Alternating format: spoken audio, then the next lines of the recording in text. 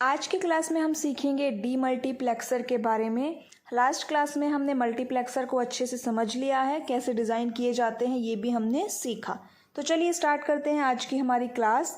Demultiplexer को demux भी बोलते हैं। ये एक कॉम्बिनेशनल सर्किट है जो क्या करता है, एक इनपुट लाइन से क्या करेगा, इसके पास एक इनपुट लाइन होती है और 2 की पावर n आउटपुट लाइंस होती है।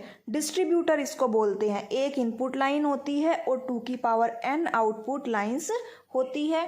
सिंगल इनपुट मल्टी आउटपुट, ठीक है।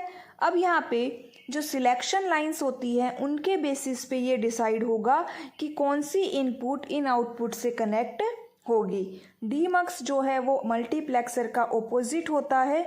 यहाँ पे हम जनरल एक ब्लॉक डायग्राम डिज़ाइन करते हैं। इसका एक सिंगल इनपुट रहेगी, यहाँ पे क्या रहेगी, सिंगल इनपुट, 2 की पावर n आउटपुट होगी।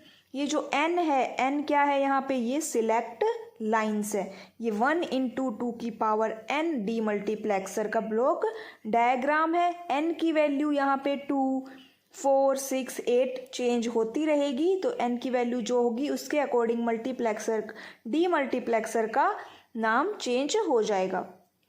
अब डिज़ाइन करते हैं 1 इंटू 2 डीमल्टीप्लेक्सर। तो यहाँ पे देखिए कितने आउटपुट होगी, 1 इंटू 2 में 2 आउटपुट्स होंगी। क्या क्या, y0 और y1 क्या है हमारी आउटपुट। एक सिलेक्ट लाइन होगी, क्यों, क्योंकि 2 की पावर n है इसीलिए n की वैल्यू यहाँ पे 1 है। और एक ही इनपुट होगी जो कि है a। ब्लॉक डायग्राम बनाएंगे। यहाँ पे a इनपुट है, y1 y0 आउटपुट और s0 क्या है, select lines. Enable e input रहेगी, इसकी वैल्यू जब 1 होगी तभी आउटपुट जनरेट होगी। ट्रूथ टेबल देखिए, s0 इनपुट है, y0 y1 यहाँ पे आउटपुट हो गई। s0 एक सिंगल वेरिएबल है, मतलब केवल 2 ही कॉम्बिनेशन बनेंगे, 0 और 1।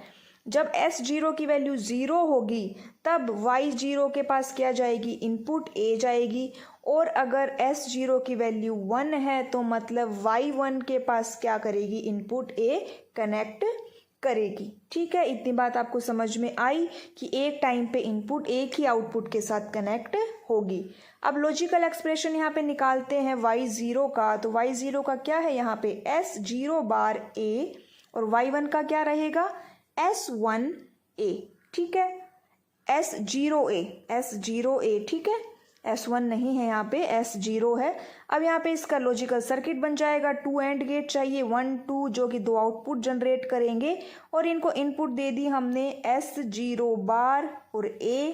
Y0 को क्या गई, Y0 को इनपुट गई S0 बार और A, और Y1 को जाएगी S0A। ठीक है, इस तरह से हम इनको इनपुट दे देंगे। ये था हमारा डीमल्टीप्लेक्सर 1 इंटू 2। आपको समझ में आ गया होगा, काफ़ी इजी सा होता है इनको डिज़ाइन करना। अब हम देखते हैं 1 इंटू 4 डीमल्टीप्लेक्सर कैसे डिज़ाइन होता है। यहाँ पे 4 आउटपुट है, y0 y1 y2 y3। 2 select lines है, s0 और s1। सिलेक्ट लाइंस कैसे फाइंड आउट होती है, जो 4 है उसको हमने 2 की पावर में लिख दिया और 1 क्या रहेगी, इनपुट, जो कि है a। ब्लॉक डायग्राम यहाँ पे देखिए, a इनपुट है, s0 s1 यहाँ पे सिलेक्ट लाइंस और y0 से y3 आउटपुट लाइंस रहेगी। एनेबल इनपुट e यहाँ पे एक है। ट्रूथ टेबल कैसे होगी, ट्रूथ टेबल में इनपुट है s0 s1, आउटपुट है y0 y1 y2 y3। यहाँ पे कॉम्बिनेशंस 4 बनेंगे, 0 0 0 1 1 0 और 1 1। अब हर एक कॉम्बिनेशन पे एक ही टाइम पे एक ही इनपुट कनेक्ट करेगी।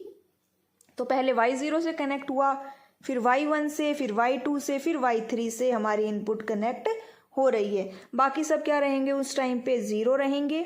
लॉजिकल एक्सप्रेशन कैसे फाइंड आउट होगा, y0 का लॉजिकल एक्सप्रेशन क्या रहेगा, s1 bar s0 bar a, और y1 का s1 बार s0a। y2 के लिए s1 s0 बार a और y3 के लिए s1 S0A। अब इसका क्या डिज़ाइन करेंगे हम, लॉजिकल सर्किट। 4 कॉम्बिनेशन है, 4 एंड गेट की रिक्वायरमेंट होगी, 1 2 3 4। A एक इनपुट हो गई हमारी, S0 S1 सिलेक्ट लाइंस हो गई हमारे पास। अब उन कॉम्बिनेशन से हम देखेंगे कि कौन से कॉम्बिनेशन किस गेट को चाहिए। ठीक है, जो ये नोट गेट है ये इसका कॉम्प्लीमेंट वैल्यू यहाँ पे देगा। उसके बाद y0 y1 y2 3 हमारे पास आउटपुट आ जाएगी। ठीक है, थैंक यू।